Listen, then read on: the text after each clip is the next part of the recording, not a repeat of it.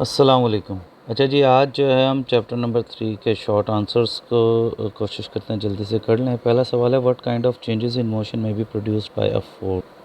तो ये पहले सवाल का बड़ा सिंपल सा जवाब है ये कि when a force produces the following changes in motion.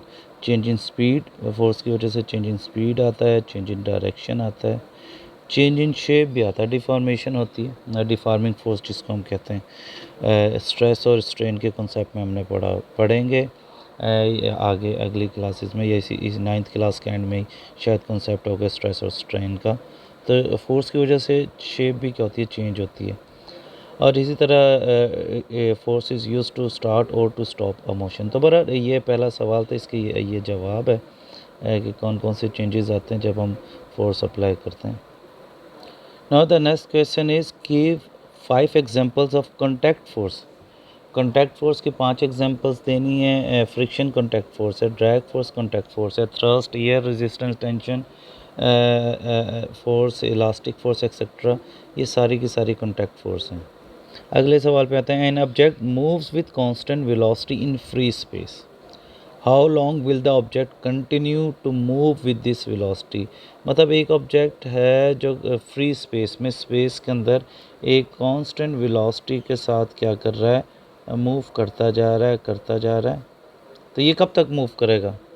Obviously according to Newton first law of motion, जब तक कोई फोर्स उसको आके रोक नहीं देती, जब तक कोई फोर्स उसको रोकेगी नहीं तब तक वो हमेशा मूव करता रहेगा। इसका जवाब देखते हैं 3.3 का क्या आंसर है। That is the answer that if an object is thrown with constant velocity in free space, then the object will continue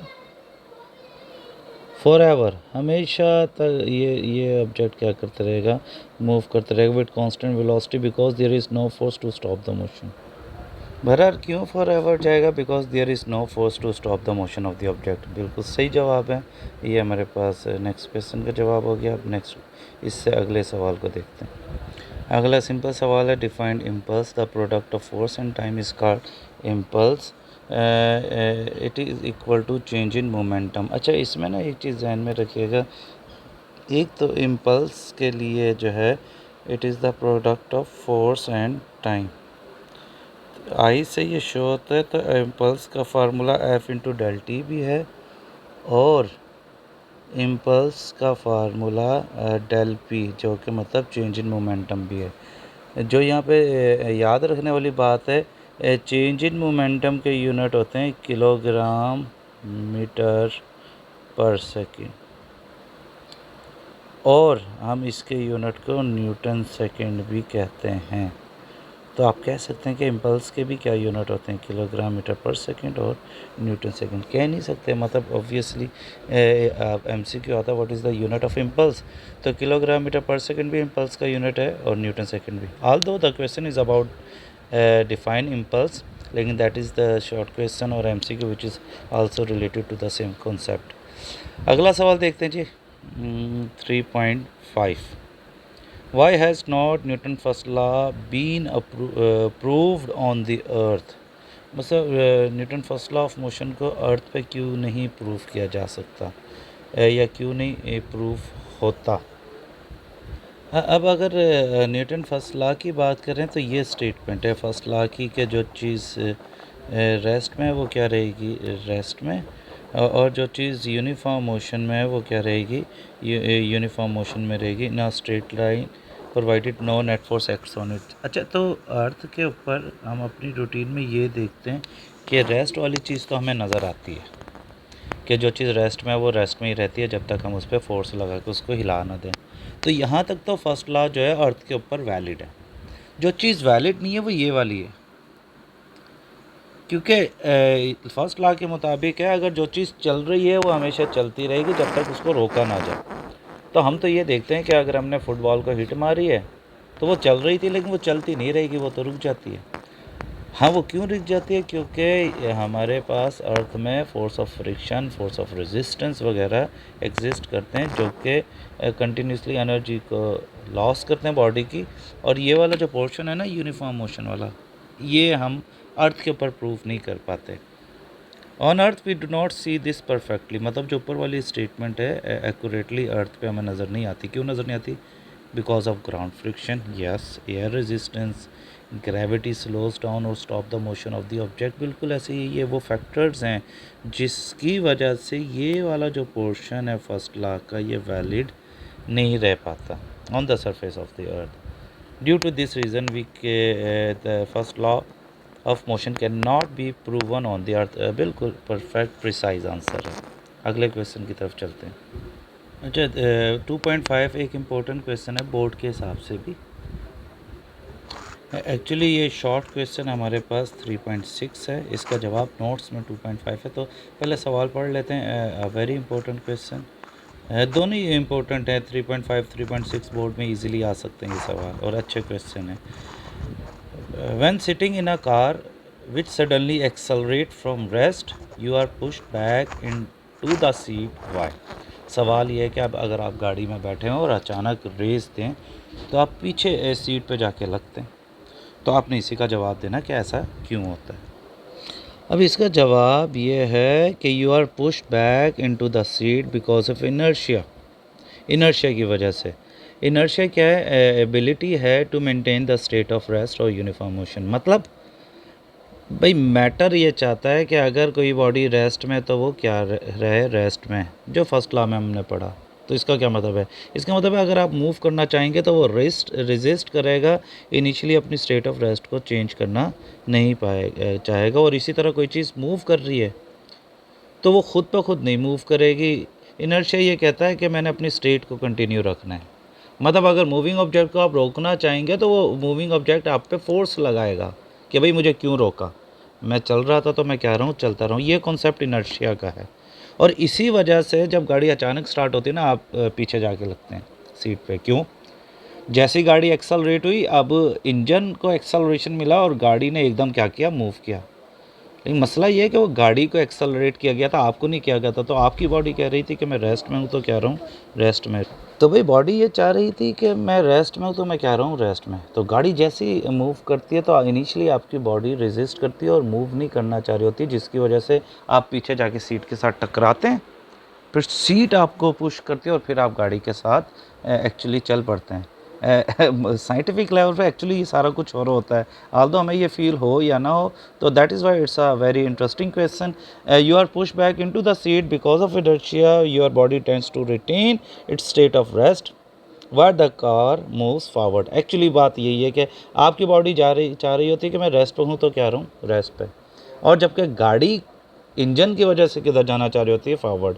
इस कश्मकश में आपको क्या लगती है? बैकवर्ड फोर्स लगती है। But answer is quite simple. I hope so कि थोड़ा बहुत कॉन्सेप्ट भी आपने पिक किया हो। Another interesting question, the force expressed in Newton's second law is a net force, why is it so. सवाल पहले समझ लें। वो कहते हैं सेकंड लॉ में जिस फोर्स का जिक्र है ना, जो हम लिखते हैं F is equal to ma, तो ये जो फोर्स यहाँ पे कहा गई है ये नेट फोर्स है। और नेट फोर्स का मतलब ये होता है जो कि रिजल्टेंट फोर्स है, जो कि कंबाइन इफेक्ट हो एक या एक से दो या दो से ज़्यादा फोर्सेस का। तो सवाल यही है कि हमने सिंपल ये क्यों नहीं कहा कि सिंगल फोर्स प्रोड्यूस करेगी mass into acceleration. Instead of it हम लिखते आल दो F is equal to m है, लेकिन यहाँ पे ये F जो है F stand for net force होता है, जो मैंने यहाँ पे शो करवाया। तो सवाल यही है कि हम नेट फोर्स यहाँ पे क्यों कंसिडर करते हैं। Let's see what is the answer.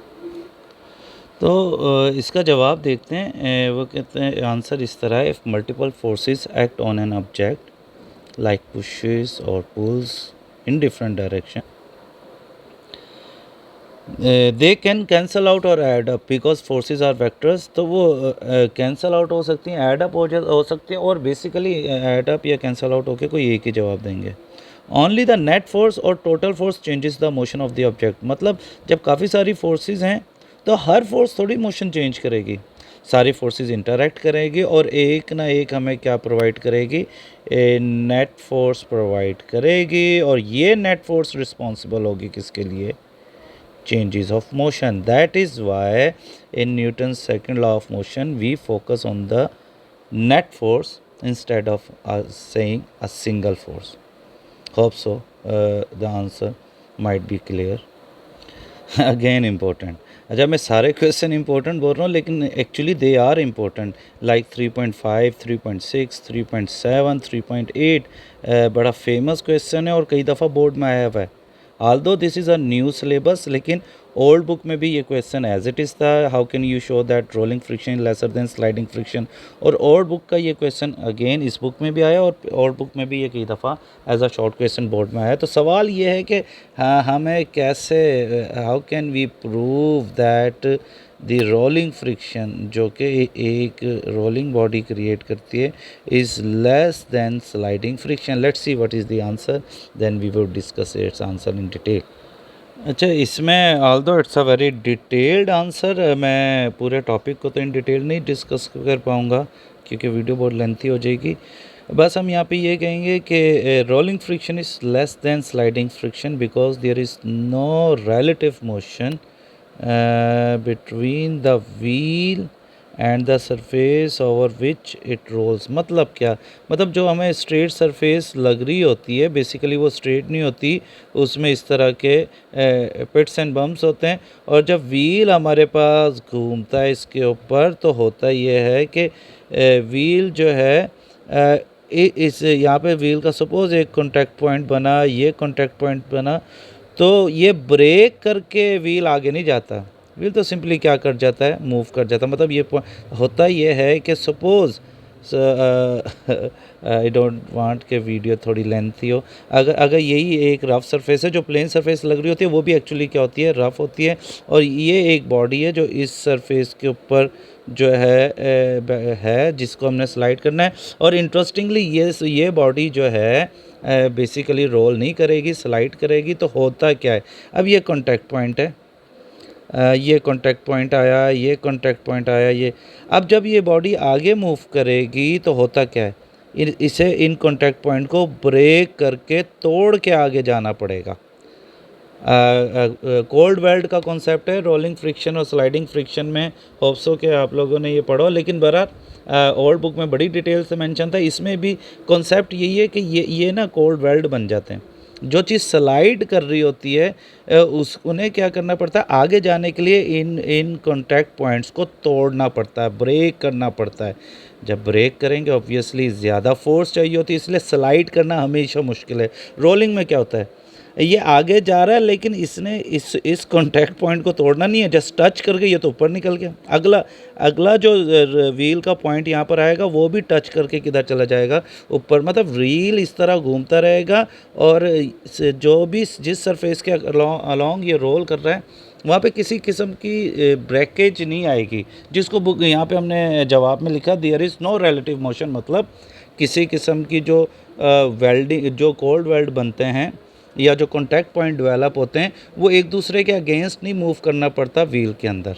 बस सो इससे कुछ समझ लें, जिसकी वजह से, क्योंकि व्हील जस्ट टच करता है surface only at one point, it means a small part touches the surface at a time, causing less friction. In sliding, entire surface area are drag against the surface. Moreover there is a relative motion. बिल्कुल, जो हमारे पास जो slide कर रही होती है body वो surface तो बड़ी है, लेकिन एक्चुअल मसला है ये जो कॉन्टैक्ट पॉइंट बनते हैं स्लाइडिंग के लिए हमें ये ब्रेक करने पड़ते हैं, जस्ट टच नहीं करने पड़ते। अगर हमने आगे जाना है we have to breaks this point, जिसकी वजह से वैल्यू ऑफ फ्रिक्शन बढ़ जाती है। अब मैं अगर टॉपिक डिस्कस कर रहा होता स्लाइडिंग और रोलिंग फ्रिक्शन डिटेल से तो फिर मैं इससे ज़्यादा डिटेल बता देता। बहरहाल आपने इस जवाब को एज इट इज़ यहाँ तक याद कर लेना है, just right it down and your answer would be considered 100% okay. Define terminal velocity. The uniform velocity with which an object falls towards the ground is called terminal velocity. एक object like paratrooper ज़मीन की तरफ आ रहा है और उसकी velocity ना ज़्यादा हो रही है ना कम हो रही है, बल्कि बड़ी एक यूनिफॉर्म वेलोसिटी से आ रहा है। That uniform velocity is called terminal velocity. अच्छा, ये टॉपिक ऑब्वियसली डिटेल्ड डिस्कशन वाला है, लेकिन already video length is around 15 minutes, so I am not going to discuss it in detail. एक शॉर्ट क्वेश्चन MCQ जहन में रखें। टर्मिनल वेलोसिटी का अमूमन सवाल ये आता है कि जब बॉडी टर्मिनल वेलोसिटी से मूव कर रहा होता है what is the value of acceleration, zero. MCQ अगर आएगा तो हम कहेंगे इट्स एक्सेलरेशन इज़ 0। दूसरा ये पूछा जा सकता है कि टर्मिनल वेलोसिटी कौन सी वेलोसिटी है, इंक्रीजिंग वेलोसिटी है, डिक्रीजिंग वेलोसिटी है, चेंजिंग वेलोसिटी है या कांस्टेंट वेलोसिटी है। तो basically terminal velocity is a constant velocity. मैं इसका जवाब बता देता हूँ जो भी इन नोट्स में है, but we are not going to discuss that answer in length. Now here is the answer that when upward air resistance, जब एक चीज़ नीचे की तरफ आ रही है, एक ऑब्जेक्ट नीचे की तरफ गिर रहा है तो उसके ऊपर एयर रेजिस्टेंस लग रही है। जब upward air resistance balance is the downward force of gravity. Force of gravity किसको कहा जाता है? वेट को। वेट को आप फोर्स ऑफ ग्रेविटी कह सकते हैं, ग्रेविटेशनल पुल कह सकते हैं, या सिंपली वेट भी कहते हैं, जैसे भी आपका दिल चाहे। When upward air resistance balancing the downward force of gravity on falling object, it falls down with constant velocity। ये that is our MCQ कि ये कौन सी velocity है? constant velocity। It is called terminal velocity। perfect answer है, just write it down and you will get full marks। And the last question finally after so long video, an astronaut walking in space wants to return to a spaceship by firing hand rocket। in what direction he fired the rocket। एक astronaut अपनी spaceship में वापस आना चाह रहा है। Suppose this is the spaceship, astronaut यहाँ पर है, ही हैज़ अ रॉकेट। तो वो कहते हैं इसको किस डायरेक्शन में फायर करेगा। ऑब्वियसली ये अगर इस डायरेक्शन राइट साइड पे आना चाह रहा है तो ये रॉकेट को इधर लेफ़्ट साइड पे फायर करेगा। क्या रॉकेट है? But firing hand rocket, yes, ये जो है लेफ़्ट साइड पे फायर करेगा। क्यों? According to law of conservation of momentum. जिस तरीके से बुलेट अगर लेफ़्ट साइड पे फॉल करेगी तो राइट साइड पे आपको क्या मिलेगा? रिटर्न वेलोसिटी मिलेगी, कि मतलब बैकवर्ड पुश मिलेगा, रिकॉइल्स ऑफ द गन जिसको कहते हैं। बहरहाल कंजर्वेशन मोमेंटम की वजह से अगर ये लेफ़्ट साइड पे रॉकेट को क्या करेगा? थ्रो करेगा। चलें आप एक्शन रिएक्शन से मान लें। अभी देखते हैं आंसर में क्या है हमारे पास। अगर रॉकेट को लेफ़्ट साइड पे थ्रो करेगा तो बिकॉज ऑफ रिएक्शन या to conserve the momentum astronaut किधर मूव करेगा? राइट साइड पे मूव करना शुरू कर देगा और फाइनली अपनी शिप तक, स्पेसशिप तक पहुंच जाएगा। Let's see what where is the answer. yes, perfect answer। he should fire the rocket in the direction opposite to the spaceship। explanation: to move towards the spaceship, the astronaut must fire the rocket in the opposite direction as per Newton's third law। The expelled gas pushes him toward the ship। Just write it down and your answer would be considered completed। चलें जी, आज के लिए इतना ही है। although it's a lengthy video but यहाँ पे हमने सारे short question related to chapter number 3 जो है वो डिस्कस किए हैं। नेक्स्ट वीडियो में हम कोशिश करेंगे कंस्ट्रक्टेड रिस्पॉन्स क्वेश्चन चैप्टर 3 के कर पाएँ और इसी तरह कम्प्रिहेंसिव क्वेश्चन का भी ओवरव्यू ले पाएँ। Thank you so much.